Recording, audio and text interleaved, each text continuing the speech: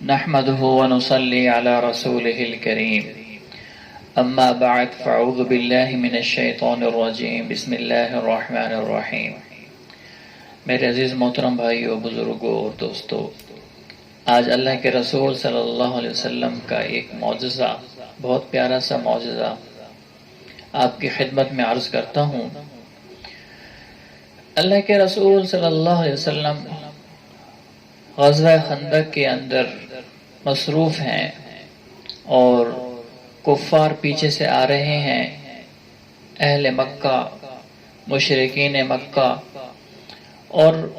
پوری طاقت سے آ رہے ہیں، اور انہوں نے جتنے بھی کافر تھے سب کو بلا لیا،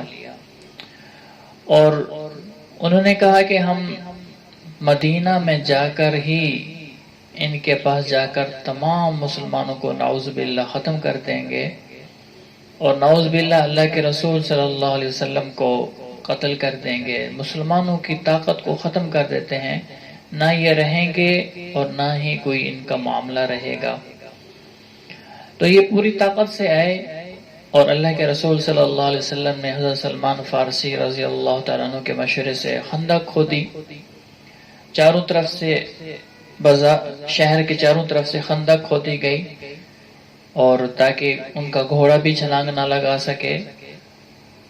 اور مسلمانوں کے تحفظ کے لیے مسلمانوں کے پاس اتنی طاقت نہیں تھی، اور صحابہ کرام رضی اللہ تعالیٰ عنہم اجمعین خندق کھود رہے ہیں۔ بہت لمبا قصہ ہے، معجزہ ایک اللہ کے رسول کا معجزہ بتلانا مقصود ہے۔ تو اللہ کے رسول صلی اللہ علیہ وسلم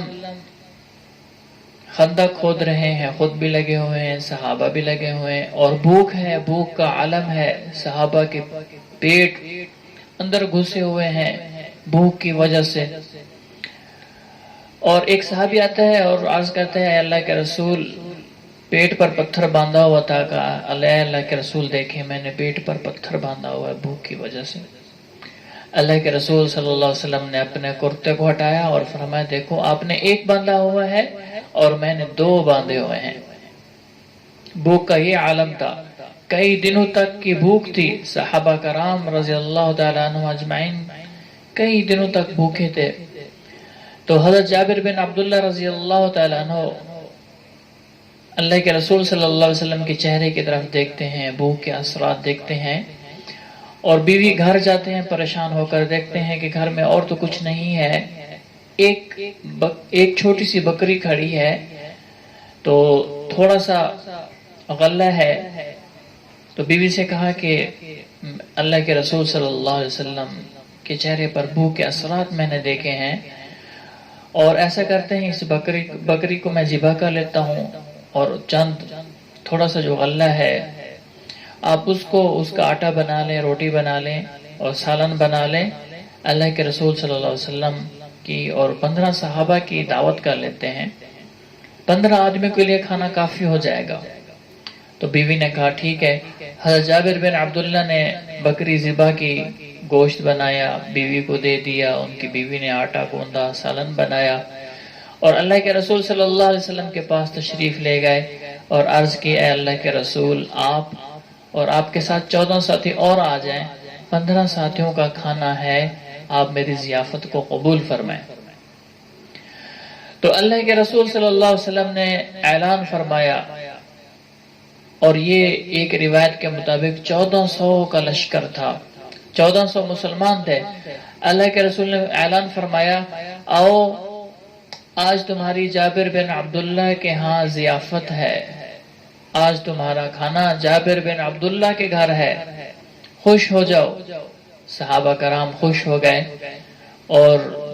یہ کہہ کر چلے آئے، راستے میں پریشان، گھر آئے پریشان، بیوی سے کہا کہ ہم نے تو 14 آدمیوں کا کہا تھا، 15 آدمیوں کا کہا تھا، اللہ کے رسول نے تو پورے لشکر کو، 1500 کا لشکر ہے، سب کو دعوت دے دی، اور کہا کہ آپ کی دعوت ہے جابر بن عبداللہ کے گھر۔ تو بیوی نے پوچھا کہ آپ نے بتایا تھا کہ 15 آدمیوں کا کھانا ہے؟ تو انہوں نے کہا ہاں میں نے تو بتایا تھا کہ 15 آدمیوں کا کھانا ہے۔ تو بیوی نے کہا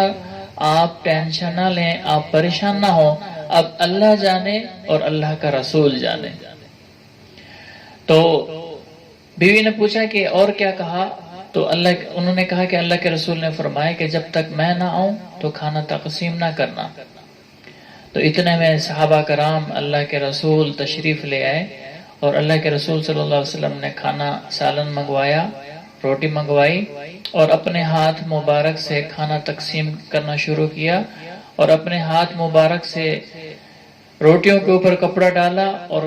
روٹیاں دینا شروع کی، اور صحابہ کرام رضی اللہ تعالیٰ عنہم اجمعین آتے گئے، کھاتے گئے، آتے گئے، کھاتے گئے۔ 1500 کا لشکر کھانا کھا کر چلے گئے،